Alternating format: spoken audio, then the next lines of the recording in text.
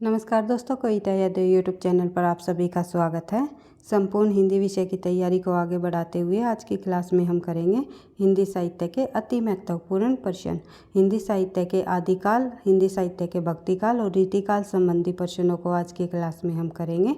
और जिस भी परीक्षा में हिंदी साहित्य संबंधी प्रश्न पूछे जाते हैं, NTA नेट की परीक्षा हो या TGT PGT किसी भी स्टेट की परीक्षा हो, तो सभी के लिए ये क्लास हेल्पफुल रहेगी। वैसे तो हम अधिक से अधिक प्रश्नों का अभ्यास करते हुए अपनी तैयारी को आगे बढ़ा ही रही हैं, क्योंकि निरंतर अभ्यास ही सफलता का राज है। तो ये प्रश्न जो है हम पहले भी कर चुके हैं, कई बार हम जो है रिवीजन कर चुके हैं प्रश्नों की। लेकिन आज की क्लास के अंतर्गत आदिकाल, भक्तिकाल और रीतिकाल संबंधी उन महत्वपूर्ण प्रश्नों को आपको मैं यहाँ पर कराऊंगी। ये प्रश्न आपको देखने को मिलेंगे जो कि परीक्षाओं में बार बार पूछे जाते हैं। तो यहाँ एक तरह से आप लोगों का ये एक टेस्ट है, तो आप खुद से एनालिसिस अपना कर सकते हो कि आप लोगों के कितने % सही हुई। लगभग जो है हम 180 के लगभग प्रश्नों को करने की कोशिश करेंगे आज की क्लास में। तो जल्दी जल्दी केवल मैं आंसर ही बताऊंगी, तो ज़्यादा एक्सप्लेनेशन के साथ हम नहीं करेंगे, क्योंकि विद एक्सप्लेनेशन के साथ हम जो है प्रश्नों को करते हुए भी एक सीरीज़ के अंतर्गत आगे बढ़ ही रहे हैं। हिंदी के प्रश्न प्लेलिस्ट में आपको विद एक्सप्लेनेशन के साथ प्रश्न आपको वहाँ पर मिल जाएंगे। जिस भी बच्चे ने अभी तक वे प्रश्न नहीं देखे हैं वे आप देख सकते हो, क्योंकि परीक्षा की दृष्टि से आपको काफ़ी मदद मिलेगी उनसे। तो शुरुआत कर लेते हैं। प्रश्न नंबर 1, हिंदी साहित्य के इतिहास लेखन परंपरा का सूत्रपात किसने किया? तो सूत्रपात करने की बात हुई है, तो यहाँ पर आंसर होगा हमारा गारसा दातासी। बढ़ते हैं आगे। हिंदी साहित्य के सर्वप्रथम इतिहास ग्रंथ का रचनाकार क्या है? तो रचनाकाल क्या है? सबसे पहले जो इतिहास ग्रंथ लिखा गारसा दातासी ने सूत्रपात किया था, तो इनका यही ग्रंथ है द इस्तवार। एक सेकेंड भाई। द इस्तवार लिटरेचर एंदुई ए हिंदुस्तानी नामक जो ग्रंथ था गारसा दातासी ने लिखा, उसका जो समय है उसका 1839 ईस्वी 2 भागों में प्रकाशित हुआ। एक भाग 1847 में आया, ये भी आपको ध्यान रखना है। पहला भाग 1839 में। बढ़ते हैं आगे। उस इतिहास ग्रंथ का नाम बताइए जिसमें 5000 कवियों का वर्णन संकलित है। तो जिस इतिहास ग्रंथ में 5000 कवियों का विवरण दिया हुआ है, तो उस इतिहास ग्रंथ का नाम बताना हमें। वो इतिहास ग्रंथ है मिस्टर बंधु विनोद। बढ़ते हैं आगे। इनमें से कौन सा नाम आदिकाल के लिए नहीं जाना जाता? तो इनमें से जो है संधिकाल जो है आदिकाल के नाम के लिए नहीं जाना जाता, क्योंकि राम कुमार वर्मा ने आदिकाल को संधिकाल और चारणकाल 2 भागों में बांटा है, लेकिन पूरे के पूरे काल को संधिकाल नाम नहीं दिया। उन्होंने चारणकाल भी कहा है। पहले भाग को उन्होंने संधिकाल कहा और दूसरे भाग को चारणकाल। इस प्रकार से राम कुमार वर्मा के अनुसार कहा गया है, ये भी आपको ध्यान रखना है। बीज वपन काल महावीर प्रसाद द्विवेदी ने कहा और चारण काल जो है जॉर्ज गिरियसन ने कहा। जॉर्ज गिरियसन और राम कुमार वर्मा का नाम, दोनों का नाम आएगा। फिर है सिद्ध सामंत काल जो है राहुल सांस्कृत्यायन ने किया, ये आपको ध्यान रखना है। राहुल सांस्कृत्यायन ने सिद्ध सामंत काल कहा। आदिकाल को अलग अलग विद्वानों ने आदिकाल का अलग अलग नाम दिया है, और आदिकाल को आदिकाल जो कहा है वो कहा है हजारी प्रसाद ने, ये आपको ध्यान रखना है। बढ़ते हैं आगे। अगला प्रश्न है, और आचार्य रामचंद्र शुक्ल ने भी हजारी प्रसाद द्विवेदी जी द्वारा दिए गए आदिकाल को नाम को नकारा नहीं है। उन्होंने 2 नामकरण की प्रवृत्ति को अपनाते हुए रामचंद्र शुक्ल ने आदिकाल का नाम जो है वीर गाथा काल कहा है, ये आप लोगों को पता ही है। बढ़ते हैं आगे।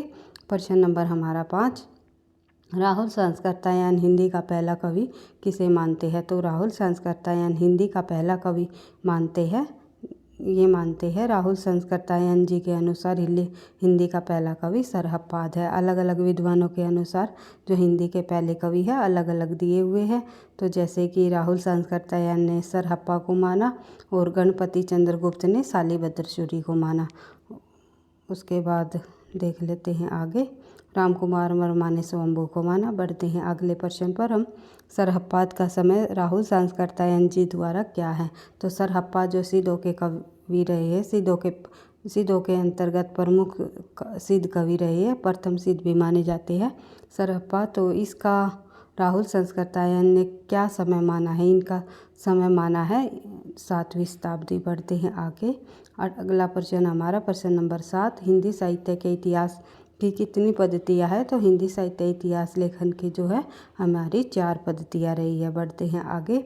आचार्य रामचंद्र शुक्ल ने इतिहास लेखन में कौन सी पद्धति को अपनाया है, तो आचार्य रामचंद्र शुक्ल ने अपने इतिहास लेखन के अंतर्गत जो है विधेयवादी पद्धति को अपनाया है। बढ़ते हैं आगे। खालिक बारी के रचयिता कौन है, तो खालिक बारी के रचयिता निम्नलिखित में से कौन है, तो इसके रचयिता है खुसरो जी, उसके अमीर खुसरो। बढ़ते हैं आगे। अगला प्रश्न है प्रश्न नंबर 10। हिंदी साहित्य के प्रारंभिक काल को आदिकाल नाम किसने दिया, तो हिंदी साहित्य के प्रारंभिक काल को आदिकाल नाम देने वाले हैं हजारी प्रसाद द्विवेदी। भैया आप लोग अपना स्कोर भी कमेंट बॉक्स में लिखोगे कि आप लोगों के कितने % सही हुए 180 में से, तो ये आप लोगों को बताना है कमेंट बॉक्स में। तो बढ़ते हैं आगे। अगले प्रश्न पर हम देख लेते हैं। हिंदी साहित्य के इतिहास लेखन का प्रथम प्रयास किस भाषा में किया गया, तो प्रथम प्रयास जो हिंदी साहित्य इतिहास लिखने का गारसा दातासी ने किया था, इस्तवार लिटरेचर एंड हिंदुस्तान, उसकी भाषा क्या थी, तो उसकी भाषा थी फ्रेंच। बढ़ते हैं आगे। अगला प्रश्न हमारा, रामचंद्र शुक्ल ने अपना इतिहास ग्रंथ किस पद्धति पर लिखा, तो रामचंद्र शुक्ल ने अपना इतिहास ग्रंथ जो है अभी हमने पढ़ा था विधेयवादी पद्धति पर। फिर है तज़किरिया ई सुराई हिंदी नामक ग्रंथ के लेखक कौन है, इस ग्रंथ के लेखक जो है कौन रहे हैं, तो इसका आंसर हो जाएगा हमारा मौलवी करीमुद्दीन है। भाई ये कली नहीं है, करीमुद्दीन है, मौलवी करीमुद्दीन, तो मौलवी करीमुद्दीन है भाई, क्योंकि ये शायद टाइपिंग मिस्टेक है। बढ़ते हैं आगे। अगला प्रश्न देख लेते हैं। रामचंद्र शुक्ल हिंदी साहित्य का इतिहास ग्रंथ कब प्रकाशित हुआ, आचार्य रामचंद्र शुक्ल जी द्वारा लिखा गया हिंदी साहित्य का इतिहास नामक ग्रंथ 1929 ईस्वी में प्रकाशित हुआ। उसके बाद देख लेते हैं प्रश्न नंबर हमारी 15। जनता की चित्तवृत्ति का संचित प्रतिबिंब साहित्य है, तो जनता की चित्तवृत्ति का जो संचित प्रतिबिंब होता है वो साहित्य को बताया है कि इन्होंने आचार्य रामचंद्र शुक्ल जी का ये महत्वपूर्ण कथन है, बार बार परीक्षाओं में पूछा जाता है। हिंदी साहित्य का आलोचनात्मक इतिहास के लेखक कौन माने जाते हैं, तो इस इतिहास ग्रंथ के लेखक माने जाते हैं राम कुमार वर्मा जी। बढ़ते हैं आगे। अगला प्रश्न, आचार्य रामचंद्र शुक्ल ने आदिकाल या वीरगाथा काल की अवधि क्या मानी है, तो शुक्ल जी द्वारा आदिकाल को जो है वीरगाथा काल नाम दिया है, तो इस काल की अवधि आचार्य रामचंद्र शुक्ल ने क्या मानी है, तो ये आपको बताना है। तो 1050 विक्रमी संवत से लेकर 1375 विक्रमी संवत तक। बढ़ते हैं आगे। अगला प्रश्न है, मिश्र बंधु विनोद के प्रथम 3 भाग कब प्रकाशित हुए, तो मिश्र बंधु जो विनोद जो रचना है मिश्र बंधुओं ने लिखी, उसके प्रथम 3 भाग तो है 1913 में प्रकाशित हुए। 4 भागों में ये प्रकाशित किया गया। प्रथम 3 भाग जो है 1913 में और चौथा भाग जो है 1934 में, ये भी आपको ध्यान रखना है। बढ़ते हैं आगे। अगला प्रश्न हमारा प्रश्न number 19। Sketch of the literature के लेखक कौन है, स्केच ऑफ द लिटरेचर नामक जो ग्रंथ है उसके लेखक कौन है, तो सही आंसर हो जाएगा हमारा पादरी एडिशन ग्रिप्स। उसके बाद देख लेते हैं अगला प्रश्न, हिंदी साहित्य का संक्षिप्त इतिहास के लेखक कौन माने जाते हैं, तो हिंदी साहित्य का संक्षिप्त इतिहास के लेखक है विश्वनाथ प्रसाद त्रिपाठी। बढ़ते हैं आगे। प्रश्न नंबर 21। आचार्य रामचंद्र शुक्ल आदिकाल का समय क्या मानते हैं, अभी हमने पढ़ा था 1050 से 1075। कुछ प्रश्न हमारे रिपीट भी हुए हैं भाई, देख लेते हैं। राहुल सांस्कृतायन ने आदिकाल को क्या कहा, तो राहुल सांस्कृतायन ने आदिकाल को जो है सिद्ध सामंत काल कहा। बढ़ते हैं आगे। अगला प्रश्न देख लेते हैं। राम कुमार वर्मा ने आदिकाल को क्या कहा, राम कुमार वर्मा ने आदिकाल को 4 अन्वय संधिकाल 2 भागों में बांटा, तो उन्होंने आदिकाल के ये दोनों के दोनों नाम दिए हैं, यानी कि संधिकाल पूरे के पूरे आदिकाल को नहीं कहा गया। ये वहाँ पर हमें प्रश्न देखने को मिला ही था। देख लेते हैं अगला प्रश्न। प्रश्न नंबर 23। जॉर्ज ग्रियर्सन ने आदिकाल को क्या कहा, तो जॉर्ज ग्रियर्सन द्वारा आदिकाल को चारण काल कहा गया है, तो पूरे के पूरे आदिकाल को इन्होंने जो है ग्रियर्सन ने चारण काल नाम दिया है। बढ़ते हैं आगे।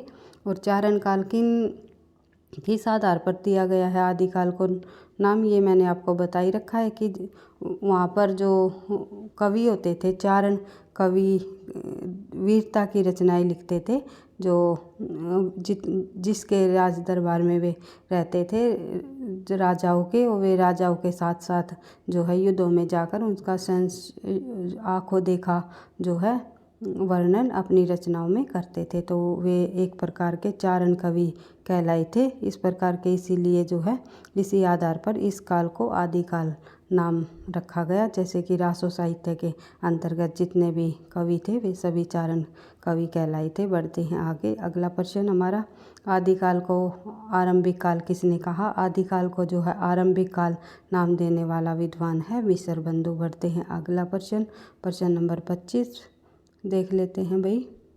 आदिकाल का आविर्भाव काल किसने कहा? तो आदिकाल को आविर्भाव काल कहने वाले डॉक्टर राकेश और शैलेश जैदी जी दोनों रहे हैं।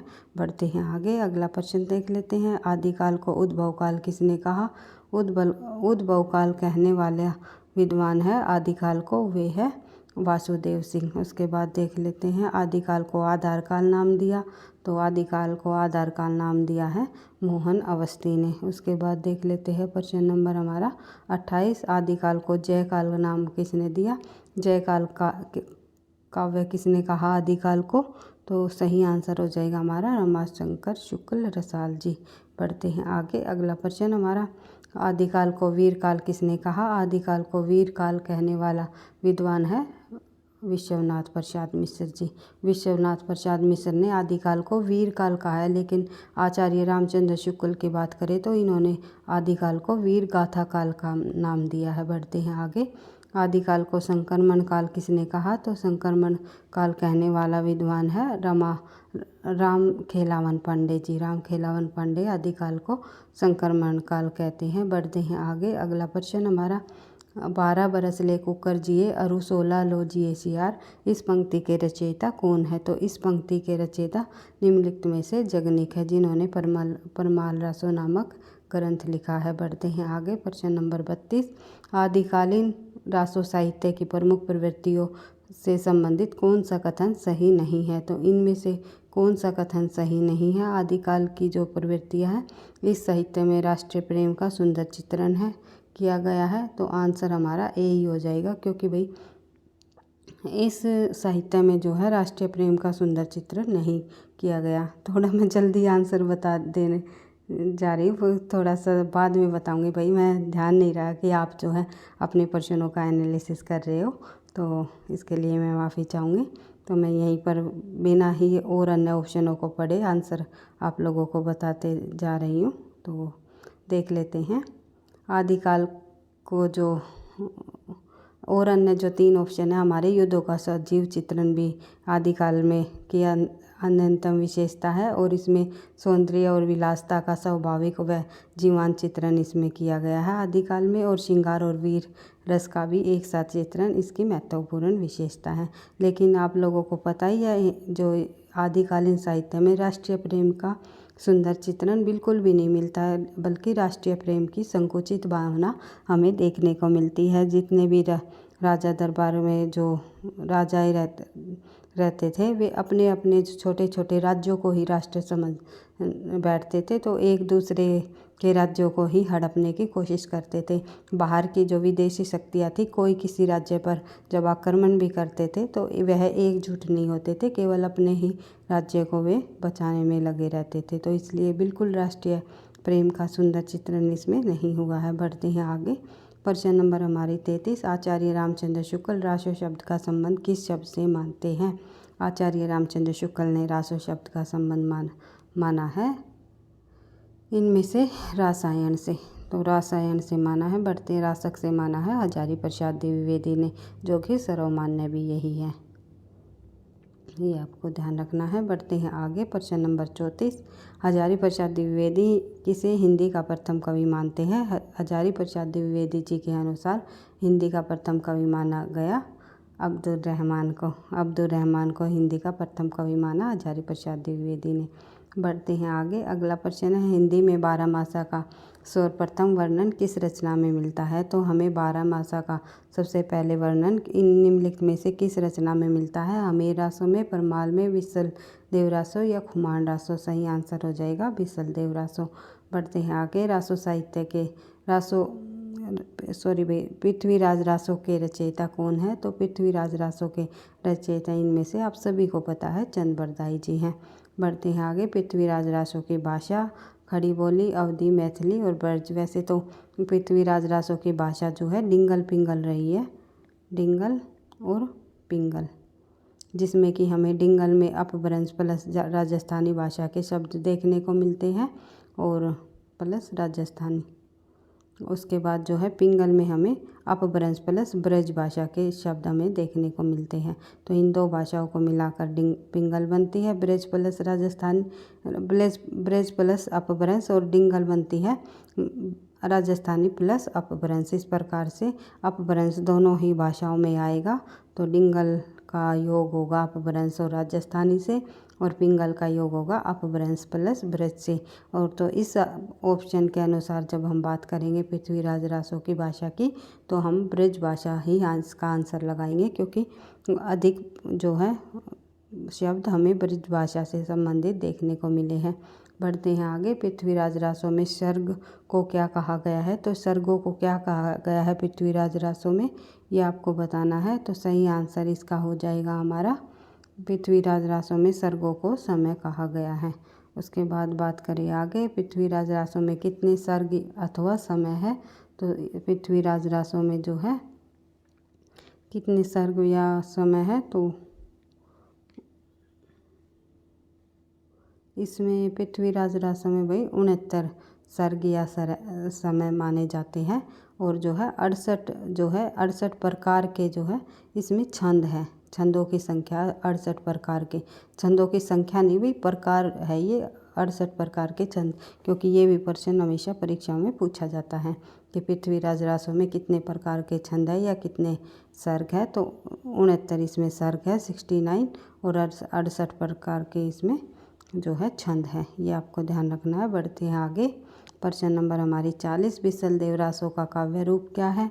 तो बिसल देव रासो का काव्य रूप जो है इनमें से क्या है? ये आपको पता ही है। बिसल देव रासो एक गीति काव्य है जो कि श्रृंगारिक रचना रही है।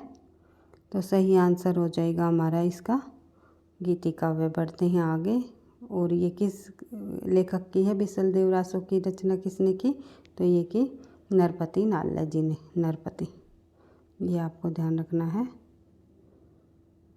नरपति नाल्ले। उसके बाद देख लेते हैं अगला प्रश्न। प्रश्न नंबर 41।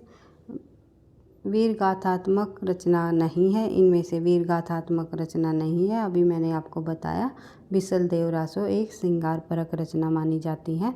पृथ्वीराज रासो, परमार रासो और जयचंद प्रकाश, जो कि भट्ट केदार जी की है। ये जयचंद प्रकाश के रचयिता कौन है? भट्ट केदार। और परमार रासो के जगनीक है, और पृथ्वीराज रासो के तो आपको पता ही है चंद बरदाई जी हैं। तो इनमें से जो वीर गाथात्मक रचना नहीं है, तो इन्हों रचना ये वीर गाथात्मक है। जयचंद प्रकाश, परमार रासो और पृथ्वीराज रासो। बिसल देव रासो एक जो है श्रृंगारिक रचना मानी गई है, श्रृंगारिक। उसके बाद देख लेते हैं हम अगला प्रश्न अपना। प्रश्न संख्या 42।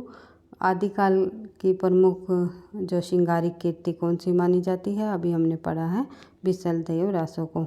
बढ़ते हैं आगे। अगला प्रश्न। चौपाई के साथ दोहा रखने की जो पद्धति है उसे क्या कहा जाता है? चौपाई के साथ दोहा रखने की पद्धति को कड़वक कहा जाता है। यह कड़वक शैली होती है। बढ़ते हैं आगे। अगला प्रश्न।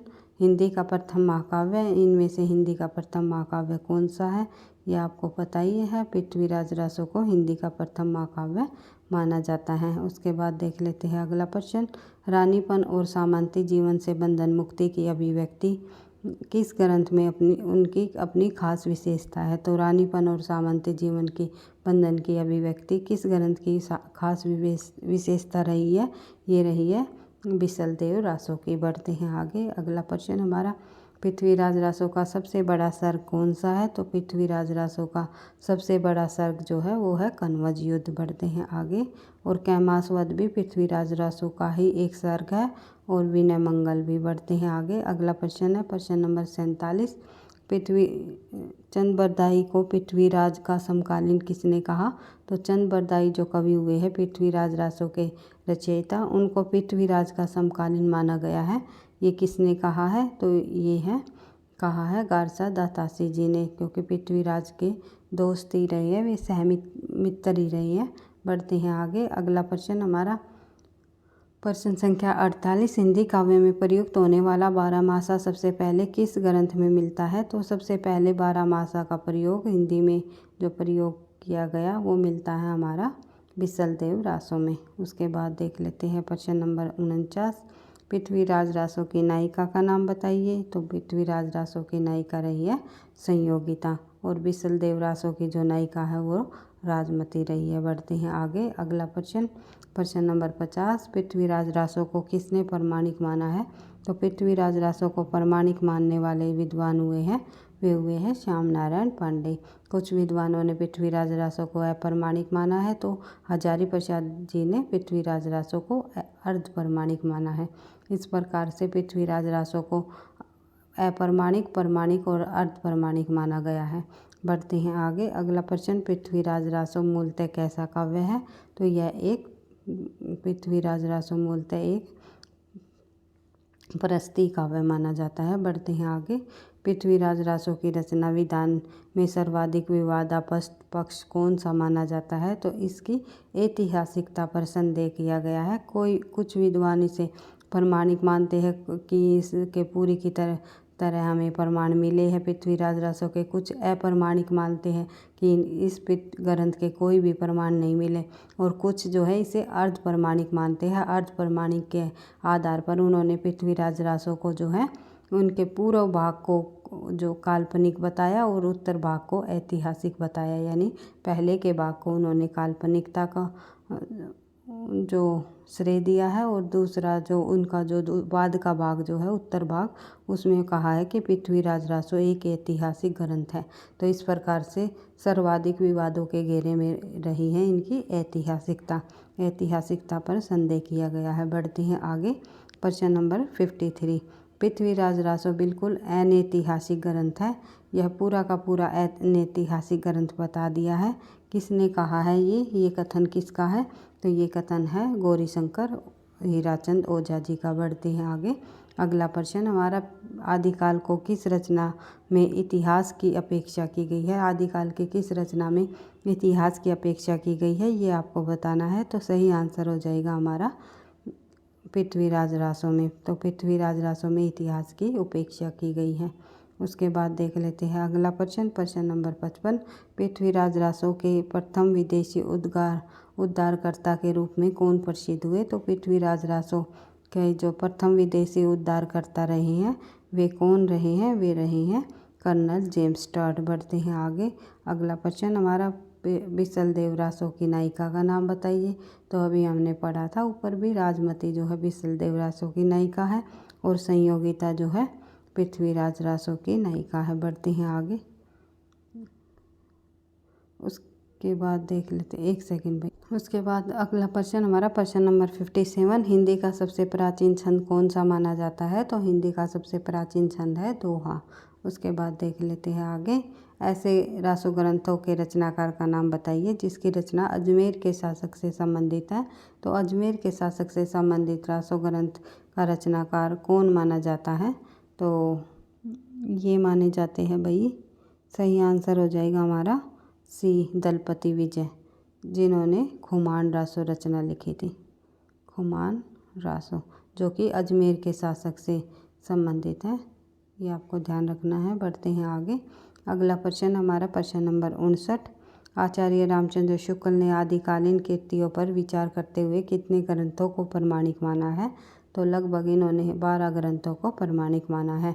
आदिकालीन कृतियों पर विचार करते हुए 12 ग्रंथों को प्रमाणिक माना है, जिसमें कि 4 जो है उनके अपभ्रंश भाषा से संबंधित ग्रंथ माने हैं, और जो है 8 उन्होंने देसी भाषा के। बढ़ते हैं आगे।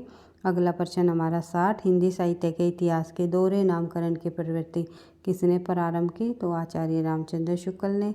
आचार्य रामचंद्र शुक्ल जी ने हिंदी साहित्य के इतिहास ग्रंथ का जो है हर इतिहास काल का नाम जो है उन्होंने दोहरे नामकरण की प्रवृत्ति को अपनाया है नामकरण के आधार पर। जैसे कि उन्होंने जो है पृथ्वीराज रासो, जैसे कि उन्होंने आदिकाल को जो है वीर गाथा काल भी नाम दिया है और आदिकाल भी नाम दिया है। इस प्रकार से उन्होंने जो है आधुनिक काल को गद्य काल की भी संज्ञा दी है और जो उन्होंने आधुनिक काल भी कहना उचित ठहराया। बढ़ते हैं आगे। अगला प्रश्न, जायसी जी किस सूफी फ़कीर के शिष्य माने जाते हैं? तो जायसी जी के गुरु का नाम पूछा हुआ है तो शेख मोहद्दी आ जाएगी। बढ़ते हैं आगे। अगला प्रश्न हमारा, सुजान किस प्रेम आख्यान काव्य का नायक है? तो ये हमारे भक्ति काल के प्रश्न शुरू हो गए भाई, सूफी काव्य परंपरा से संबंधित। तो सुजान प्रेम आख्यान का नायक कौन सा है? तो सुजान प्रेम आख्यान काव्य का जो नायक है वो माना जाता है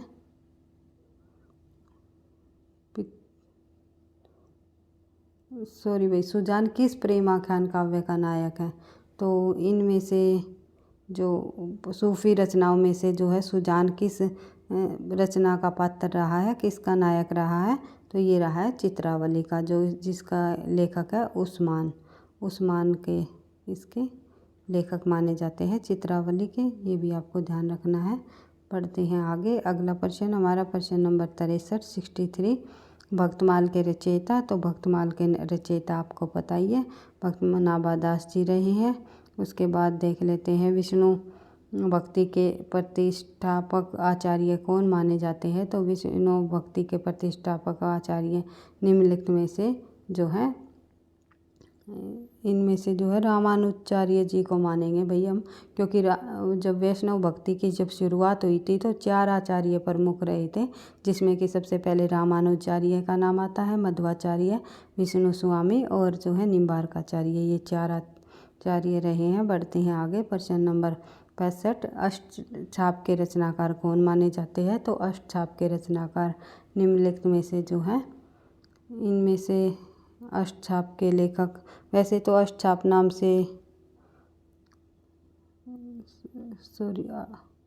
सॉरी भाई, मैं थोड़ा सा देखने में थोड़ी सी मिस्टेक हो गई। अष्टछाप नहीं है भाई, ये अष्टछाप के प्रवर्तक पूछा हुआ था वहाँ पर, तो अष्टछाप नहीं है ये। अष्टायाम के रचनाकार कौन माने जाते हैं? जो अष्टायाम जो रचना है उसके रचनाकार निम्नलिखित में से नाभादास माने जाते हैं। और अष्टायाम जो रचना है वे एक लेखक द्वारा नहीं लिखी गई, कई लेखकों द्वारा लिखी गई है। जैसे कि अष्टायाम नाम से जो है रचना देव कवि ने भी लिखी है और जो है रसखान ने भी लिखी है। इस प्रकार से कई कवियों ने अष्टायाम नाम से रचना लिखी है, लेकिन जो है नाभादास की जो अष्टायाम रचना है वो काफ़ी प्रसिद्ध रचना रही है। और जो अष्टायाम रचना है इसमें जो है नायक नायिका के 8 पहरों का वर्णन मिलता है हमें।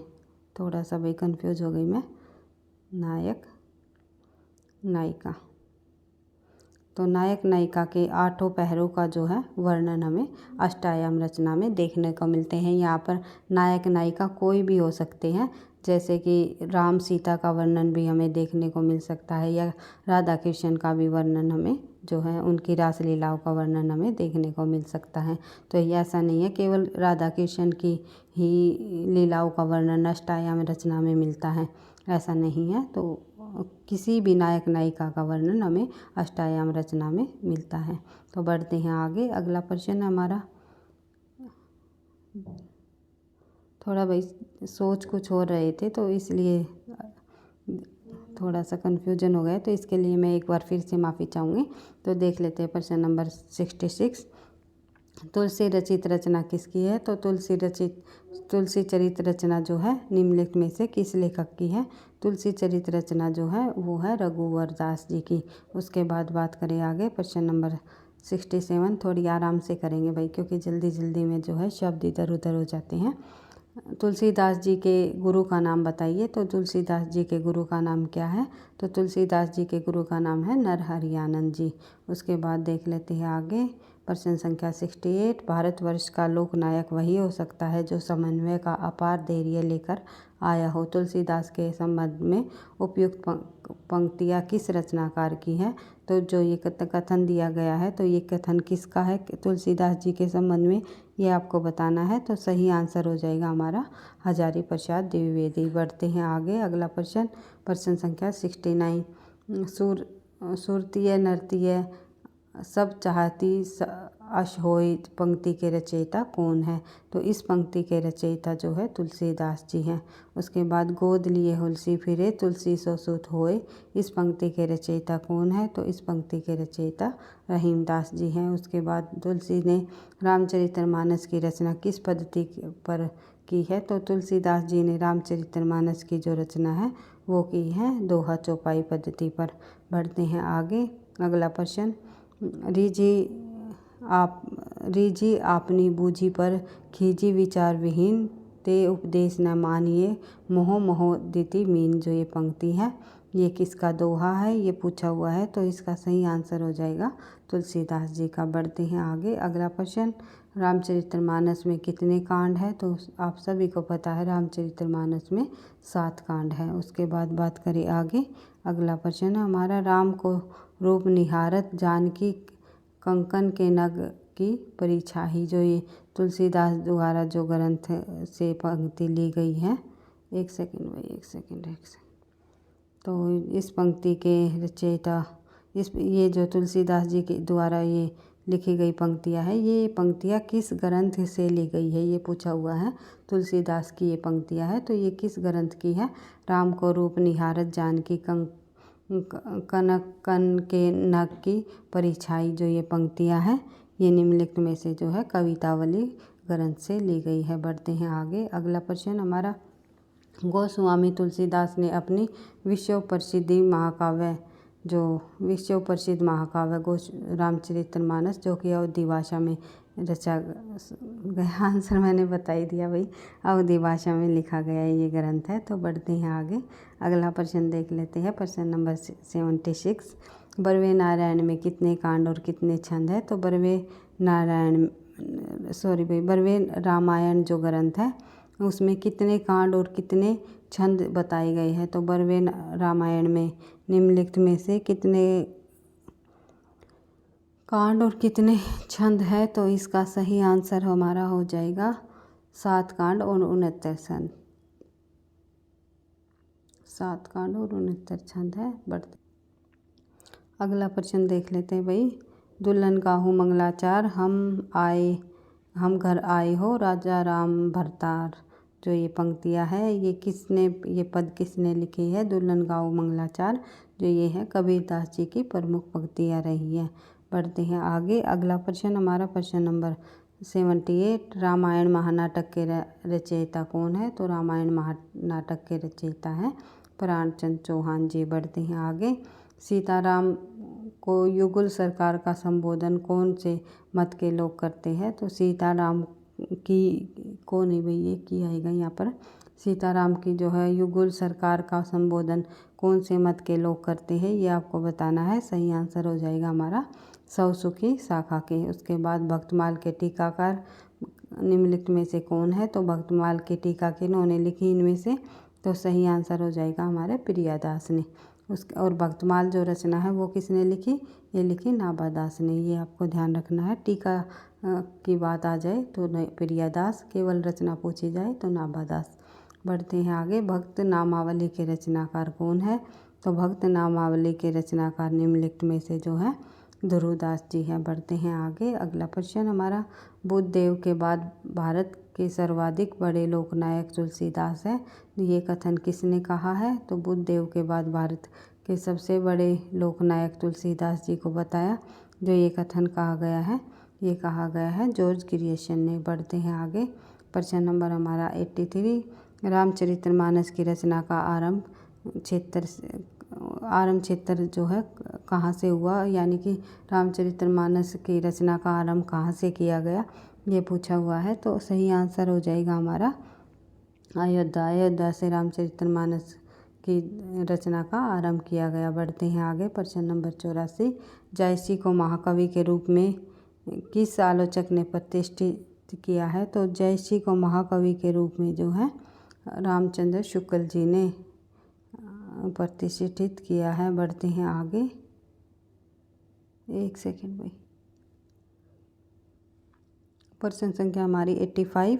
200 वैष्णव की वार्ता के रचनाकार कौन है? तो 200 वैष्णव की वार्ता के रचनाकार गोकुलनाथ है। उन्होंने अपने पिता और दादा के 84 और 252 शिष्यों की जो है रचना का जीवन वर्णन इस रचना में बताया हुआ है।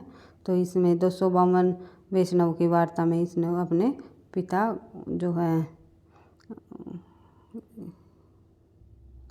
यहाँ पर भाई गोकुल दास नहीं आएगा, नाथ आएगा, तो इसको आपको ध्यान रखना है। तो 200 वैष्णव की वार्ता गोकुल नाथ ने अपने पिता के 252 जो है शिष्यों की जीवन का वर्णन इसमें दर्शाया है। और 84 वैष्णव की वार्ता में गोकुलनाथ ने जो है अपने दादा के, जो कि वल्लभाचार्य जी रहे हैं, उनके 284 शिष्यों के जीवन का वृत्तांत इसमें दर्शाया है। बढ़ते हैं आगे। प्रश्न संख्या हमारी 87। निम्नलिखित को सुमेलित कीजिए। तो हमें सुमेलित करना है कौन सा संप्रदाय किस आचार्य का है या किस विद्वान का है। तो देख लेते हैं। श्री संप्रदाय का जो श्री संप्रदाय के प्रवर्तक कौन माने जाते हैं, ये आपको पता ही है। श्री संप्रदाय के प्रवर्तक जो है रामानुजाचार्य जी माने जाते हैं। ए का हो जाएगा हमारा 4, तो आंसर हमारा ए ही हो जाएगा। ए का 4। और अन्य देख लेते हैं। ब्रह्म संप्रदाय जो है मध्वाचार्य जी का है। और रुद्र संप्रदाय के प्रवर्तक विष्णु स्वामी जी को माना जाता है। और जो है सनकादि संप्रदाय निम्बार्काचार्य जी का है। बढ़ते हैं आगे। और ये चारों के चारों जो मैंने आपको बताए थे, शुरुआत में जब वैष्णव भक्ति की शुरुआत की गई थी तो ये 4 आचार्य प्रमुख रहे हैं। कौन कौन से? रामानुजाचार्य, मध्वाचार्य, विष्णु स्वामी व निम्बार्काचार्य। इन चारों आचार्यों को आपको ध्यान रखना है। बढ़ते हैं आगे। अगला प्रश्न हमारा राधावल्लभी संप्रदाय के प्रवर्तक कौन माने जाते हैं। तो राधावल्लभी संप्रदाय के प्रवर्तक निम्नलिखित में से हित हरिवंश जी माने जाते हैं। उसके बाद देख लेते हैं अगला प्रश्न। सनक संप्रदाय के जो प्रवर्तक है वे कौन माने जाते हैं। सनक संप्रदाय को कहा जाता है, सनक संप्रदाय को क्या कहा जाता है, ये पूछा हुआ है। सनक संप्रदाय के प्रवर्तक तो हमने देख ही लिया था, निम्बार्काचार्य जी। उसके बाद जो है इस संप्रदाय को क्या कहा जाता है, तो इसे और अन्य नाम से भी जाना जाता है, जो कि हम कहते हैं इस संप्रदाय को द्वैतवाद। बढ़ते हैं आगे। अगला प्रश्न संख्या 90। सूफी कवियों की मुख्य भाषा बताइए। तो सूफी कवियों की मुख्य भाषा जो है वो अवधी रही है। बढ़ते हैं आगे। अगला प्रश्न। आचार्य शंकर के मायावाद या अद्वैतवाद के खंडन पर जीव की स्थिति में सत्य की भावना किसने उपस्थित की है। तो इसका सही आंसर क्या होगा, तो ये हो जाएगा हमारा रामानुजाचार्य जी का। बढ़ते हैं आगे। वह संप्रदाय जिसमें कृष्ण ब्रह्मा है पर उसकी भक्ति ही ब्रह्मा को पाने का एकमात्र साधन है, राधा मान्य नहीं है। तो ये कौन से उसमें हमें देखने को मिलता है दर्शन में। तो देखते हैं सही आंसर क्या हो जाएगा इसका, तो ये हो जाएगा द्वैतवाद। द्वैतवाद जो है द्वैतवाद के प्रवर्तक मध्वाचार्य जी माने जाते हैं। बढ़ते हैं आगे। अगला प्रश्न हमारा 93। रामानुजाचार्य के श्री संप्रदाय को रामानुजाचार्य ने श्री संप्रदाय को व्यापक और लोकप्रिय बनाने का श्रेय दिया है, तो किसे दिया गया है। तो सही आंसर क्या हो जाएगा, हमारा हो जाएगा रामानंद जी को। उसके बाद बात करें आगे। भक्ति मार्ग में सर्वप्रथम जाति पाति का भेद निरर्थक माना है, तो किसने माना है जाति पाति का जो सबसे पहले भक्ति मार्ग में सर्वप्रथम निरर्थक माना किसने है, जाति पाति का भेद को निरर्थक माना है किसने, तो ये आपको पता ही है, ये माना है कबीरदास जी ने। कबीरदास जी के एक सेकेंड, इसके लिए मैं माफ़ी चाहूँगी। तो इस प्रश्न का हमारा आंसर होगा भक्ति मार्ग में सर्वप्रथम जाति पाति का भेद निरर्थक माना है। तो सर्वप्रथम पूछा हुआ है, तो सबसे पहले जाति पाति का जो भेद है निरर्थक किसने माना है, वो माना है रामानंद ने। रामानंद इसका हमारा आंसर हो जाएगा, क्योंकि जब भक्ति की शुरुआत हुई थी तो यहाँ द्रविड़ में भक्ति की शुरुआत हुई थी, और जो कि रामानुजाचार्य जी ने की थी। तो रामानुजाचार्य ने केवल भक्ति के द्वार केवल 2 वर्गों के लिए ही खोले गए थे, क्षेत्रीय और जो है क्षेत्रीय वर्गों के लिए और ब्राह्मण और क्षेत्रीय 2 वर्गों के लिए इन्होंने जो है भक्ति के द्वार खोले थे। लेकिन उत्तर भारत में जब भक्ति का उदय हुआ तो उत्तर भारत में जो है रामानंद ही भक्ति को लेकर के आए थे और इन्होंने जो है भक्ति के द्वार सभी के लिए खोल दिए गए और जाति पाति के भेद को निरर्थक मानना है। बढ़ते हैं आगे। अगला प्रश्न है हमारा प्रश्न संख्या 95। निर्गुण संतों के विचारधारा के बीज मिलते हैं, निम्नलिखित में से निर्गुण संतों के विचारधारा के बीज निम्नलिखित में से किस में मिलते हैं, ये आपको बताना है। तो सही आंसर हो जाएगा सिद्धनाथ कवियों की रचनाओं में। बढ़ते हैं आगे। अगला प्रश्न हमारा सिद्धों के 5वें गुरु अर्जुन देव द्वारा संपादित गुरु ग्रंथ साहब में किसकी कविताएं संग्रहित नहीं है। तो गुरु ग्रंथ साहिब में किसकी कविताएं संग्रहित नहीं है, ये आपको बताना है। तो इनमें से आंसर हो जाएगा हमारा तुलसीदास, क्योंकि कबीरदास, सूरदास व मीराबाई इन सभी की कविताएं जो है गुरु ग्रंथ साहिब में संकलित है। बढ़ते हैं आगे। अगला प्रश्न हमारा प्रश्न संख्या 97। ज्ञान मार्गी शाखा का एकमात्र सम्राट किसे माना गया है। तो ज्ञान मार्गी शाखा का एकमात्र जो सम्राट है वो माना गया है कबीरदास जी को। इसके बाद देख लेते हैं अगला प्रश्न। कबीर की भाषा को पंचमैली खिचड़ी किसने कहा। तो कबीर की भाषा को पंचमैली खिचड़ी नाम देने वाले विद्वान हुए श्याम सुंदर दास जी। और हजारी प्रसाद ने क्या कहा, रामचंद्र शुक्ल ने कबीर दास की भाषा को जो है सदुकड़ी नाम दिया है, सदुकड़ी। और हजारी प्रसाद ने जो है कबीर दास जी को जो है वाणी का डायरेक्टर कहा है, ये आपको ध्यान रखना है। शुक्ल ने सदुकड़ी नाम दिया है और जो है बाबू श्याम सुंदर दास ने पंचमैली खिचड़ी कहा है। इस प्रकार से हर एक तथ्य आपको बार बार रिवीजन करते हुए चलना है, क्योंकि जो आसान तथ्य होते हैं वे ही हमारे परीक्षा में गलत हो जाते हैं, क्योंकि हम उनकी बार बार रिवीजन नहीं करते तो हमारे माइंड से जो है स्किप हो जाते हैं। थोड़ा सा हमें सोचना पड़ता है, पता नहीं इसका आंसर क्या था। तो वो इसलिए तथ्यों की बार बार रिवीजन ही आपको सफलता दिलाएगी। और वीडियो आपको पसंद आती है, भाई लगता है आपकी परीक्षाओं के लिए हेल्पफुल रहेंगे, तो प्लीज़ वीडियो को लाइक और एक दूसरे का साथ शेयर अवश्य किया करो, क्योंकि आपके लाइक, शेयर और कमेंट से ही मुझे नेक्स्ट क्लास बनाने का और अधिक मोटिवेशन भी मिलेगा। तो देख लेते हैं प्रश्न संख्या हमारी 99 पर आ गए भाई हम। कबीर की भाषा को सदुकड़ी किसने कहा। अभी मैंने आपको बताया था रामचंद्र शुक्ल ने कबीर की भाषा को सदुकड़ी नाम दिया है। उसके बाद प्रश्न नंबर 100। संत कबीर के संबंध में कौन सा कथन सत्य है। तो कबीर के संबंध में निम्नलिखित में से कौन सा कथन सत्य है, ये आपको बताना है। सही आंसर हो जाएगा हमारा आईने अकबरी में असत्य है भैया, असत्य कथन पूछा हुआ है। कबीर सिकंदर लोदी के समकालीन थे, बिल्कुल थे। कबीर कई बार पूछा जाता है कबीर किसके समकालीन थे, तो सिकंदर लोदी के। आईने अकबरी में कबीर का उल्लेख नहीं है, बिल्कुल किया गया है। ये आंसर हो जाएगा हमारा, क्योंकि यहाँ पर असत्य पूछा हुआ है। उसके बाद संत रैदास कबीर के समकालीन थे, बिल्कुल थे।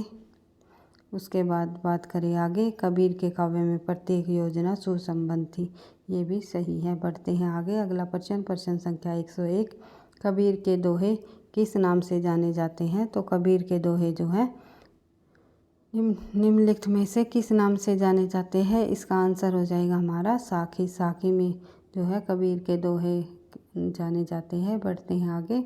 रहस्यवादी संत कवियों में कबीर को सर्वोच्च माना है। तो उसका रहस्यवादी संत कवियों में कबीर जी को सर्वोच्च माना गया है, ये माना है श्याम सुंदर दास जी ने। बढ़ते हैं आगे। अगला प्रश्न हम भाई इसका आंसर हाँ श्याम सुंदर दास जी ने ही माना है, सही है भाई। बढ़ते हैं आगे।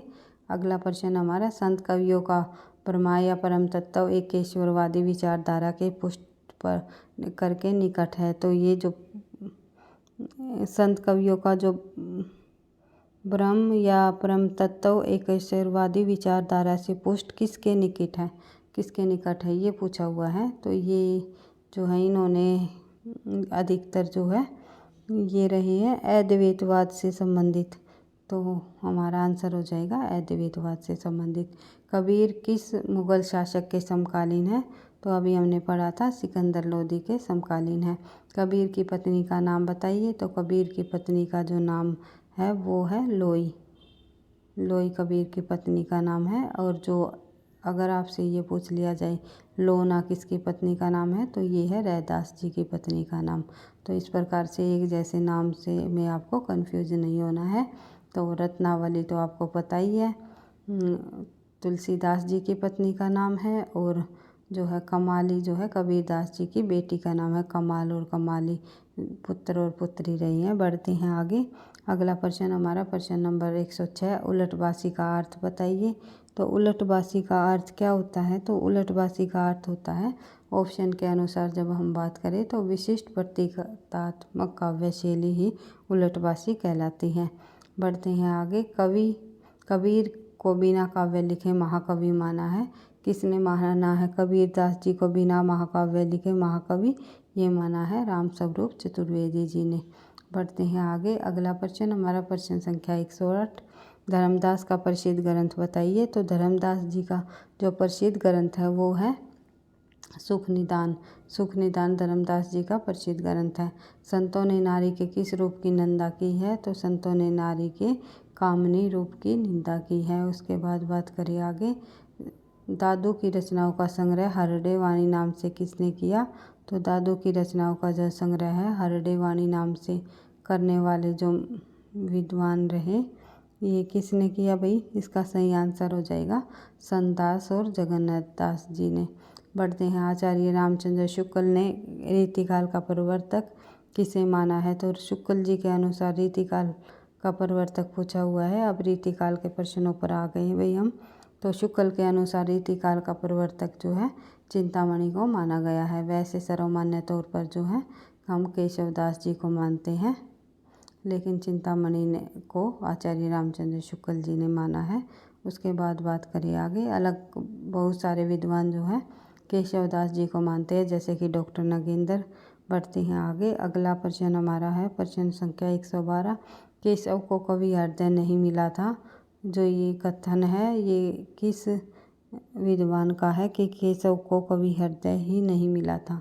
जो ये कहा गया है ये निम्नलिखित में से आचार्य रामचंद्र शुक्ल जी द्वारा कहा गया है। शुक्ल जी का कथन है।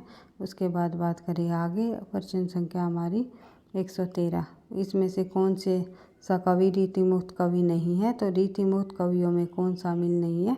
घनानंद बोधा, आलम ठाकुर। इनको तीनों को आपको रट लेना है कि घनानंद बोधा, आलम ठाकुर जो है ये रीतिमुक्त कवियों में शामिल है, लेकिन भूषण जो है रीतिबद्ध कवियों में शामिल है। बढ़ते हैं आगे।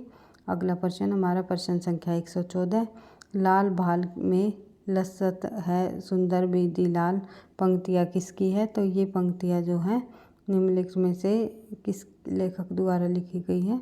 तो ये है रसनिधि की द्वारा। रसनिधि का जो है रसनिधि का रसलीन और रसनिधि दो ऐसे विद्वान हुए हैं जिनका उपनाम के बारे में परीक्षाओं में बार बार प्रश्न पूछा जाता है।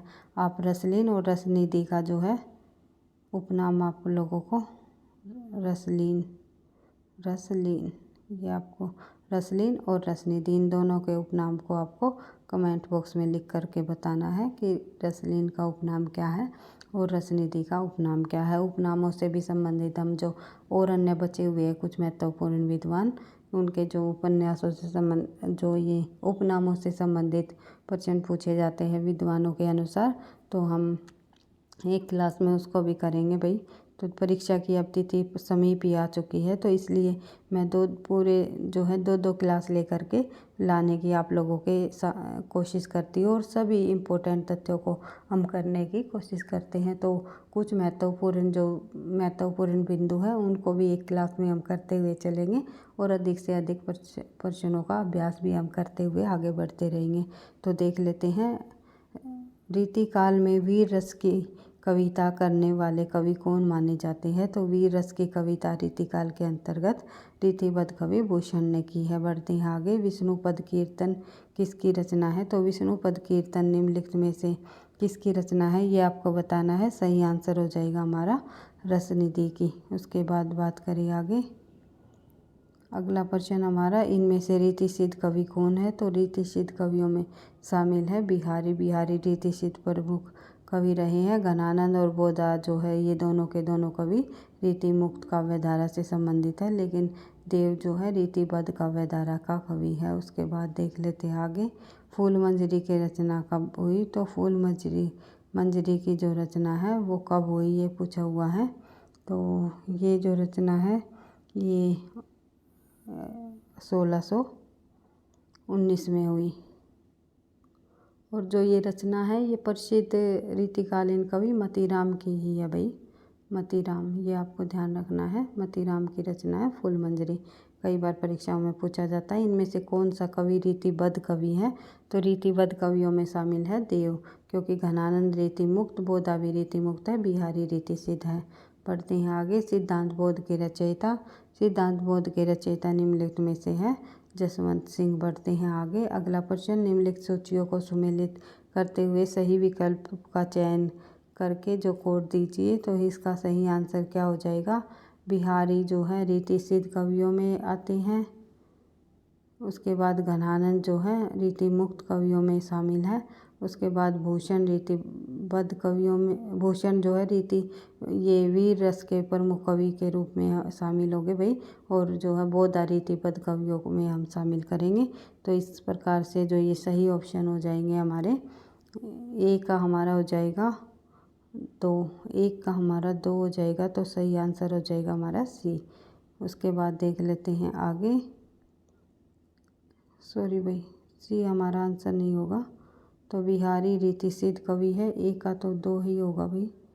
तो ये ऑप्शन में ही गड़बड़ हो रखी है यहाँ पर। तो बिहारी रीति सिद्ध कवि ए का हो जाएगा 2, और घनानंद रीति मुक्त कवि 2 का हो जाएगा 4, ए का 1। ये ऑप्शन ही हमारे गड़बड़ है भाई, ये मैंने आपको बता ही दिया।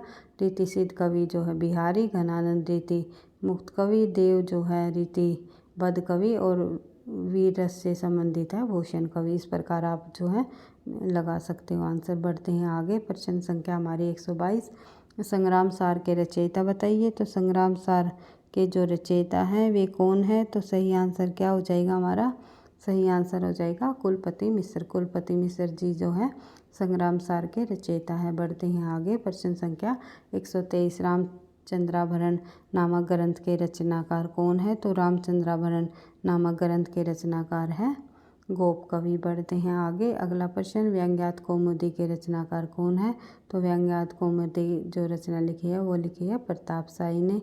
उसके बाद अष्टयाम किसकी रचना है? तो अष्टयाम इनमें से जो है हमने एक रचना देखी थी अष्टयाम नाम से नाभादास जी की, और जो है देव कवि ने भी अष्टयाम नाम से रचना की है। मैंने बताया था कई कवियों ने जो है रीतिकाल में देव कवि ने अष्टयाम नाम से रचना की है। बढ़ते हैं आगे, प्रश्न संख्या 126, रीतिकाल का रीति सिद्ध नाम से किसने दिया है? तो रीतिकाल का जो रीति सिद्ध नाम दिया है वे दिया है आचार्य विश्वनाथ प्रसाद जी ने।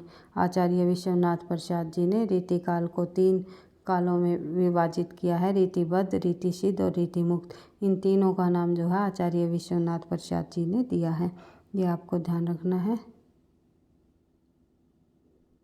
और केवल रीति सिद्ध की बात आ जाए तो भाई रीति सिद्ध नाम रीतिकाल को रीति सिद्ध नाम दिया है आचार्य विश्वनाथ प्रसाद ही हमारा आंसर आएगा, क्योंकि इन्होंने ही दिए हैं तीनों कालों का, तीनों जो कालखंडों का नाम रीतिकाल के अंतर्गत। बढ़ते हैं आगे, अगला प्रश्न हमारा प्रश्न संख्या 127, वर्त कौमुदी के रचनाकार बताइए। तो वर्त कौमुदी के रचनाकार जो है मतीराम जी रहे हैं। बढ़ते हैं आगे, अगला प्रश्न हमारा प्रश्न संख्या 28, 128 प्रश्न पर हम आ गए। तो शिवा को सराहो छत्तरकाल को पंक्ति के रीतिकाल के आचार्य है। तो इस पंक्ति के रचयिता कौन माने जाते हैं? तो ये है शिवराज भूषण की वीरता का वर्णन किया, और 76 साल की वीरता का वर्णन तो इन्होंने किया है भूषण कवि ने। भूषण कवि इन दोनों के दरबार में रह करके इन्होंने रचना की थी। उसके बाद देख लेते हैं अगला प्रश्न, वर्त कौमुदी के रचनाकार अभी हमने पढ़ा था प्रतापशाही, लेकिन इसमें पूछा हुआ है वर्त कौमुदी का वर्ण विषय। वर्त कौमुदी जो रचना है उसका वर्ण विषय रहा है छंद शास्त्र। बढ़ते हैं आगे। अगला प्रश्न संख्या 130। रीतिकाल में सर्वाधिक प्रकृति वर्णन करने वाले कवि कौन माने जाते हैं? सबसे अधिक प्रकृति का वर्णन करने वाले रीतिकाल के अंतर्गत सेनापति रहे हैं। जिस प्रकार से सुमित्रा नंदन पंत ने छायावाद में जो है प्रकृति का जो है बहुत ही सुंदर वर्णन किया है, उसी प्रकार रीतिकाल में सेनापति कवि ने प्रकृति वर्णन किया है। बढ़ते हैं आगे। प्रश्न संख्या 131। लक्षण ग्रंथों का निर्माण करने वाले कवि को क्या कहा जाता है? तो जो कवि लक्षण ग्रंथों का निर्माण करते हैं, करके अपनी कविताएं लिखते हैं, उन कवियों को क्या कहा जाता है? तो उन कवियों को कहा जाता है आचार्य। बढ़ते हैं आगे। अगला प्रश्न संख्या 132। हिंदी में लक्षण ग्रंथों की परिपाटी पर रचना करने वाले सैकड़ों कवि हुए, वे आचार्य नहीं हो सकते, वे कवि ही है। ये कथन किस विद्वान का है? तो ये कथन जो दिया हुआ है ये है आचार्य रामचंद्र शुक्ल जी का। बढ़ते हैं आगे। रीति निरूपण का अर्थ बताइए। तो रीति निरूपण का अर्थ क्या होता है? तो सही आंसर क्या हो जाएगा हमारा? तो इसका सही आंसर हो जाएगा काव्यांग निरूपण। बढ़ते हैं आगे। अगला प्रश्न हमारा प्रश्न संख्या 134। आचार्य केशवदास का जन्म कब हुआ? तो निम्नलिखित में से आचार्य केशवदास का जो जन्म काल है वो है 1555। ये आपको ध्यान रखना है। बढ़ते हैं आगे। प्रश्न संख्या 135। इनके काव्य को देखकर यदि कहा जाए तो रीतिकाल के कविताओं का चरमोत्कर्ष किसके बाद समाप्त हो जाता है? तो असंगत न है होगा। तो रीतिकाल का यह कथन किस रीतिकालीन कवि के लिए कहा गया? तो इसका हमारा सही आंसर क्या हो जाएगा? ये हो जाएगा प्रतापशाही जी के द्वारा। बढ़ते हैं आगे। अगला प्रश्न तंत्रीनाद कवित रस सरस राग रति रंग, यह पंक्ति किस कवि की है? तो जो ये पंक्ति है ये बिहारी जी की है। बढ़ते हैं आगे। प्रश्न नंबर हमारे 137 बिहारी कवि की है ये पंक्ति। तो उसके बाद देख लेते हैं अगला प्रश्न संख्या 137। ये आचार्य कर्म में जितने सफल रहे, कवि कर्म में उतने ही असफल, ये आचार्य पहले और कवि बाद में है। तो ये जो है कथन आचार्य रामचंद्र शुक्ल जी ने ये आचार्य कर्म में जितने सफल रहे, कवि कर्म में उतने ही असफल, ये आचार्य पहले है और कवि बाद में। तो ये कथन जो है ये किस विद्वान द्वारा कहा गया ये आपको बताना है। तो सही आंसर हो जाएगा हमारा डॉक्टर नगेंद्र ने। और ये किस रीतिकाल के किस लेखक के संबंध में ये कथन कहा है? ये जो है देव कवि के संबंध में ये कथन कहा गया है भाई डॉक्टर नगेंद्र जी द्वारा। ये भी आपको ध्यान रख लेना है। बढ़ते हैं आगे। प्रश्न संख्या 128। कठिन काव्य का प्रेत किस कवि को कहा जाता है? तो कठिन काव्य का जो प्रेत है वो कहा जाता है केशवदास जी को। बढ़ते हैं आगे। बेनी परवीन ब्रजभाषा के बेनी परवीन ब्रजभाषा के मतीराम जैसी कवियों के समक्ष है और कहीं कहीं तो भाषा और भाव के माधुर्य में पद्माकर तक से ही टक्कर लेते हैं।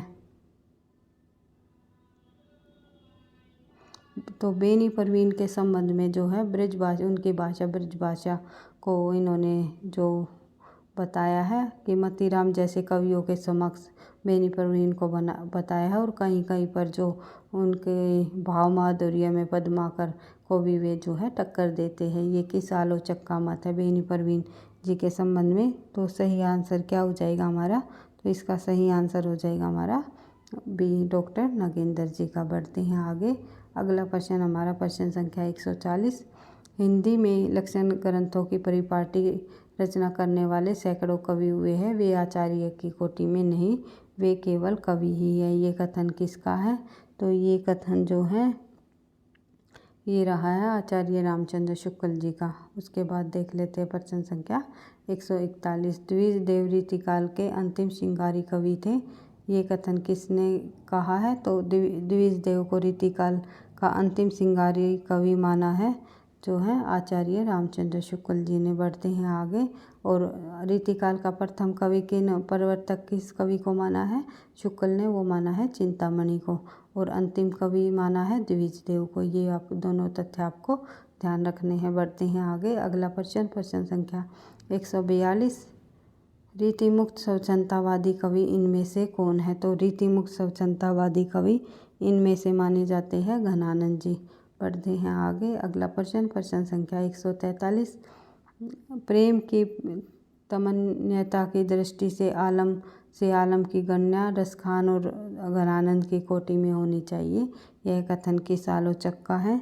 तो इसका सही आंसर हो जाएगा हमारा आचार्य रामचंद्र शुक्ल जी का। बढ़ते हैं आगे। जो लक्षण ग्रंथ का अभिप्राय इनमें से क्या है? तो लक्षण ग्रंथ का अभिप्राय अभी हमने देखा था को काव्यांग निरूपण ग्रंथ ही लक्षण ग्रंथ का अभिप्राय है। उसके बाद बात करें आगे। अगला प्रश्न हमारा प्रश्न संख्या 45।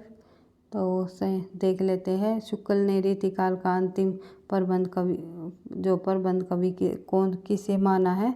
तो रीतिकाल का प्रथम कवि इन्होंने जो प्रवर्तक कवि माना है शुक्ल ने चिंतामणि को।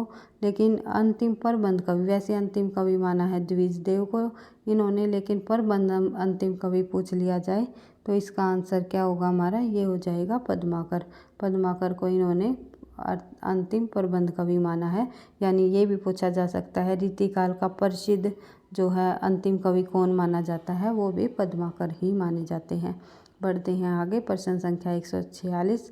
भूषण का कौन सा ग्रंथ इनमें रीति ग्रंथ है? तो भूषण का जो ग्रंथ है वो है शिवराज भूषण, इनमें रीति ग्रंथ माना जाता है। बढ़ते हैं आगे। अगला प्रश्न संख्या 147। देश में जैसा इनका नाम गूंजा वैसा फिर आगे चलकर किसी और का नहीं। आचार्य रामचंद्र शुक्ल जी का कथन किस प्रसिद्ध कवि ने ये कहा है के लिए आया है? तो किस प्रसिद्ध कवि के लिए आया है? शुक्ल जी द्वारा यह कथन कि देश में ऐसा इनका नाम गूंजा वैसा किसी आगे चलकर किसी और का नहीं। तो इसका सही आंसर क्या होगा? ये हो जाएगा पद्माकर के संबंध में इन्होंने कहा है। बढ़ते हैं आगे। अगला प्रश्न संख्या 148। बतरस लालच लाल की मुरली धरी लुकाए, सोहो करे बोहनु हंस देने कहे नटी जाए। जो ये पंक्तियाँ हैं ये किस कवि द्वारा लिखी गई है? ये जो पंक्तियाँ हैं ये वैसे तो बिहारी कवि की है, ये मैं आपको बता देती हूँ भाई, बिहारी जी की है। लेकिन जो ये पंक्तियाँ है इसमें किस रस का वर्णन किया गया है, किस रस में ये पंक्तियाँ लिखी गई है? तो इसमें है श्रृंगार रस। बढ़ते हैं आगे। अगला प्रश्न हमारा प्रश्न संख्या 149।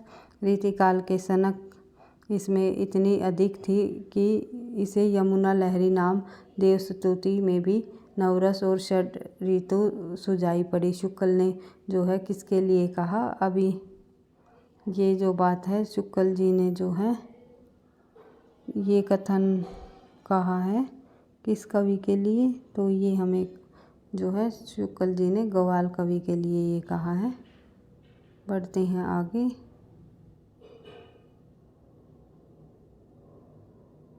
एक सेकंड भाई। उसके बाद बढ़ते हैं हम अगले प्रश्न पर। प्रश्न संख्या 50। हमारी भाषा की समाज शक्ति कल्पना की समाहार शक्ति का सर्वाधिक उपयोग इनमें से किस कवि ने किया है? तो सही आंसर क्या हो जाएगा? वो ये हो जाएगा हमारा इनमें से बिहारी कवि ने। बढ़ते हैं आगे।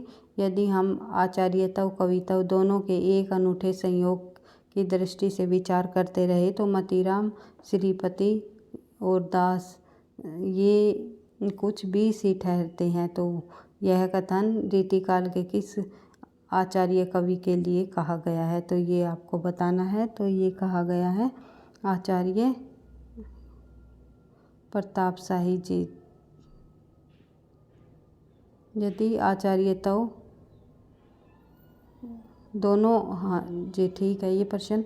तो ये यदि हम आचार्यता कविता दोनों के लिए अनूठे सहयोग की दृष्टि से विचार करते हैं तो मतीराम, श्रीपति और दास से ये कुछ 20 ही ठहरते हैं। तो यानी कि 19 नहीं है, इन तीनों से आगे ही है, 20 है। तो हम कहते हैं ना कि 1 19 है तो 1 20 है, 1 कम है तो फिर 1 उससे मतलब उससे भी ज़्यादा है। तो इन तीनों कवियों से जो है अधिक आचार्यता की श्रेणी में रखा गया है किसको, प्रताप शाही को, जो कि रीतिकाल के कवियों में शामिल है। और प्रताप शाही ने कौन सा ग्रंथ लिखा है, वो लिखा है व्यंग्यार्थ कौमुदी।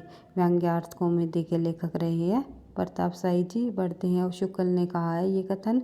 बढ़ते हैं आगे, अगला प्रश्न हमारा, इनमें से सर्वाधिक टीकाएँ किस पुस्तक पर उपलब्ध होती है। तो सर्वाधिक टीकाएँ लिखी गई हैं इनमें से बिहारी सतसई पर। बढ़ते हैं आगे, अगला प्रश्न हमारा, प्रश्न संख्या देख लेते हैं 153। 153 में हम देखते हैं तो द्विज देव को अंतिम रीति मुक्त कवि माना है। तो किसने माना है द्विज देव को अंतिम रीति मुक्त कवि? अभी हमने पढ़ा था आचार्य रीति मुक्त कवि। भाई अंतिम रीति मुक्त कवि किस अंतिम कवि माना है?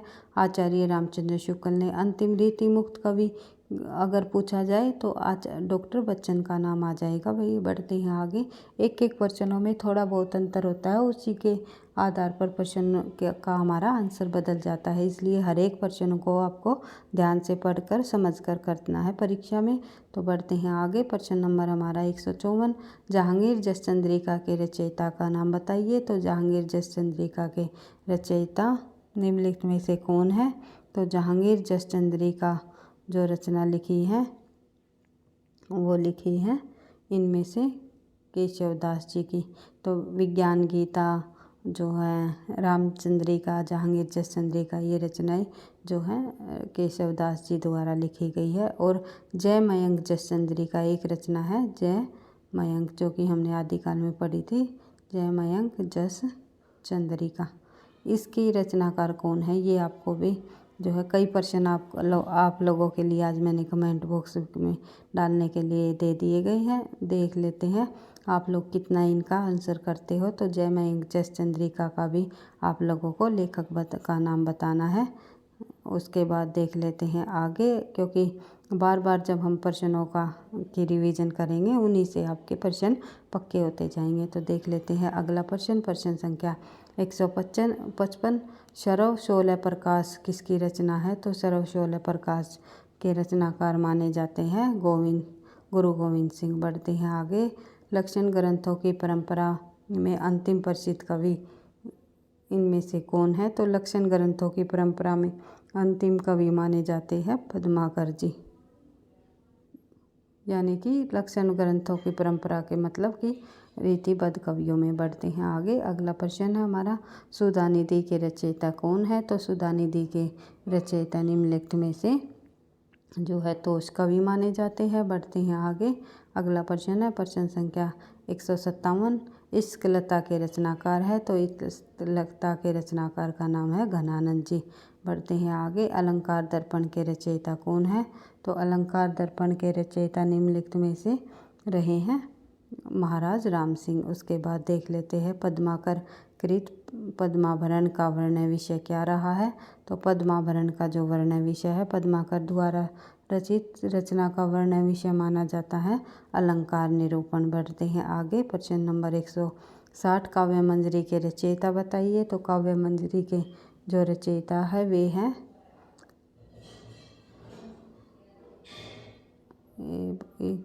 एक मिनट भाई, 20 का सही आंसर हो जाएगा पद्मनाभ दास। बढ़ते हैं आगे, ये प्रश्न इतना इम्पोर्टेंट नहीं है भाई, देख लेते हैं आगे। प्रश्न संख्या 161, ललित ललाम के रचनाकार, काफ़ी बार परीक्षाओं में पूछा जाने वाला रचना है।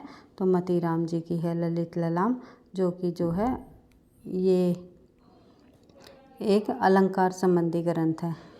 बढ़ते हैं आगे, अगला प्रश्न हमारा प्रश्न संख्या 162, भाषा भूषण के रचयिता कौन है। तो भाषा भूषण के रचयिता है जसवंत सिंह। उसके बाद देख लेते हैं निम्नलिखित सूचियों को सुमेलित करते हुए विकल्प का चयन कीजिए। तो शिवराज भूषण के रचयिता भूषण जी है। रस रहस्य जो है भिखारी दास जी की है। उसके बाद काव्य निर्णय जो है कुलपति मिश्र जी की है। पद्माकर की जो है पद्माभरण है। तो इस प्रकार से हमारा आंसर हो जाएगा, एक सेकंड भाई, फिर से एक बार देख लेते भाई। शिवराज भूषण जो रचना है वो है भूषण कवि की।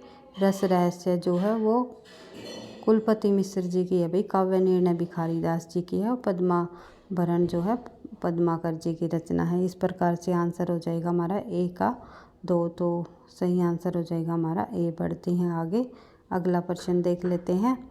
रामायण सूचनिका प्रबंध काव्य के रचयिता कौन है? तो इस रचना के रचयिता माने जाते हैं रसिक गोविंद। बढ़ते हैं आगे, अगला प्रश्न हमारा प्रश्न संख्या देख 165। इनमें से सतसई किस कवि ने नहीं लिखी? सतसई की रचना इनमें से किसने नहीं लिखी? तो सही आंसर क्या हो जाएगा हमारा? तो इनमें से जो है पद्माकर ने सतसई की रचना नहीं की। वृंद कवि ने, मतीराम ने और बिहारी ने, तीनों ने सतसई की रचना की है। सर्वांग निरूपण लक्षण ग्रंथ काव्य रसायन के रचयिता कौन माने जाते हैं? इसके रचयिता माने जाते हैं निम्नलिखित में से देव कवि। बढ़ते हैं आगे, अगला प्रश्न हमारा कौन सा ग्रंथ कवि भूषण रचित नहीं है? कवि भूषण जी द्वारा रचित को निम्नलिखित में से कौन सा ग्रंथ नहीं है? तो आंसर हो जाएगा हमारा छत्र प्रकाश। उसके बाद देख लेते हैं रसराज के रचयिता। रसराज के रचना किसने की? तो रसराज के रचयिता कौन रहे हैं? मतीराम जी। उसके बाद देख लेते हैं देव माया प्रपंच नाटक के रचयिता। देव माया प्रपंच के नाटक के रचयिता रहे हैं मतीराम जी। उसके बाद देव माया प्रपंच नाटक के रचयिता सॉरी भाई मतीराम नहीं, देव कवि ही माने जाएंगे, देव कवि ही रहे हैं। बढ़ते हैं आगे, अगला प्रश्न 170।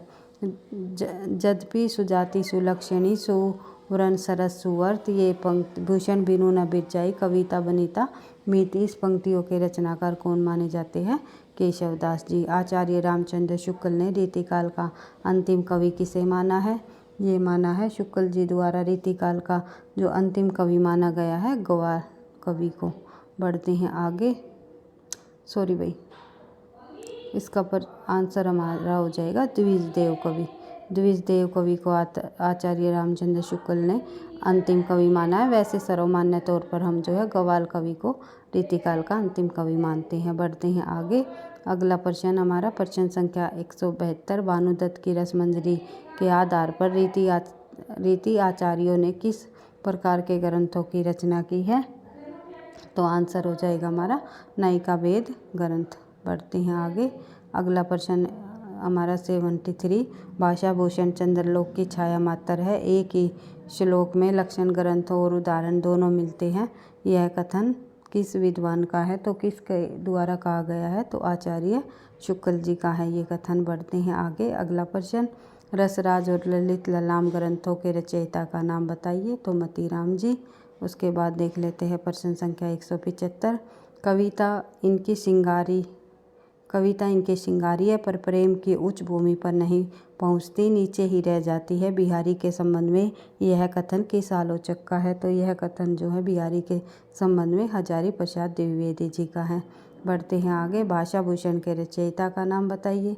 तो भाषा भूषण के रचयिता रहे हैं जसवंत सिंह। उसके बाद देख लेते हैं भूषण की भाषा में ओज की मात्रा तो पूरी है पर वह अधिकतर अव्यवस्थित है, व्याकरण का उल्लंघन प्राय है, वाक्य रचना कहीं कहीं गड़बड़ है। यह कथन किस लेखक की है या किस आलोचक की है ये आपको बताना है। तो सही आंसर हो जाएगा हमारा बच्चन सिंह। थोड़ी जल्दी प्रश्नों को हम करते हैं भाई क्योंकि वीडियो बहुत ज़्यादा लंबी हो गई और जो है अपलोड करने में भी परेशानी होती है। तो देखते हैं प्रश्न संख्या 178। इनमें से रीतिकाल का कौन सा कवि प्रकृति चित्रण के लिए सुविख्यात है? तो सेनापति का नाम आता है। बढ़ते हैं आगे, प्रश्न संख्या 179। मतीराम कृत रसराज में नायिका भेद व श्रृंगार रस का विवेचन रहीम के वर्वे नायिका भेद व भानुदत्त की रसमंजरी के आधार पर किया गया। यह कथन किसका है? तो मतीराम के जो रसराज में नायिका भेद का जो वर्णन है वो रहीम के वर्वे रामायण भेद व भानुदत्त की रसमंजरी के आधार पर किया गया। यह कथन निम्नलिखित में से किस लेखक का है? यह है आचार्य रामचंद्र शुक्ल जी का। उसके बाद बढ़ते हैं आगे, इनमें से कौन सा ग्रंथ केशव का नहीं है? तो विज्ञान गीता भी केशव का है, जहांगीर जसचंद्री का, और जो है इसके बाद हमारा है रतन बावनी, ये केशव जी का है, लेकिन भाषा भूषण हमने बार बार पढ़ा है, जसवंत सिंह का है, ये आपको ध्यान रखना है। बढ़ते हैं आगे। प्रश्न नंबर हमारा 181। इस काल में कोई श्रृंगारिक काल कहे तो कह सकता है। इस काल को कोई श्रृंगारिक काल कहे तो कह सकता है। ये कथन किसका है? तो ये आपको पता ही है, आचार्य रामचंद्र शुक्ल ने जो हिंदी साहित्य के हर एक काल को जो है दोहरे नामकरण की प्रवृत्ति को अपनाते हुए नामकरण दिया है। उन्होंने जो है रीतिकाल को रीतिकाल भी कहा है और श्रृंगारी काल भी नाम दिया है। इसी प्रकार आदिकाल को आदिकाल भी कहा है, वीर गाथा काल भी नाम दिया है। इसी प्रकार जो है इन्होंने आधुनिक काल को आधुनिक काल भी कहा है और गद्य काल की भी संज्ञा दी है। इसी प्रकार आचार्य रामचंद्र शुक्ल ने हर एक काल को, हिंदी साहित्य के हर एक काल को दोहरे नामकरण की प्रवृत्ति को अपनाया है। इस प्रकार से हमने 181 प्रश्नों को आदिकाल, भक्तिकाल व रीतिकाल से संबंधित कंप्लीट कर लिया है।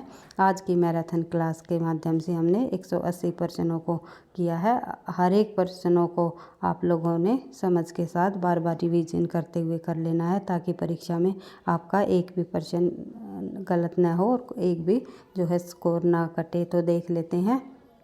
इसी प्रकार हम आधुनिक काल से संबंधित भी प्रश्नों का अभ्यास करेंगे। और वीडियो आपको पसंद आई तो लाइक करना, दोस्तों के साथ शेयर करना, चैनल पर पहली बार हो तो सब्सक्राइब कर लेना। पढ़ते रहना, आगे बढ़ते रहना। थैंक यू, धन्यवाद।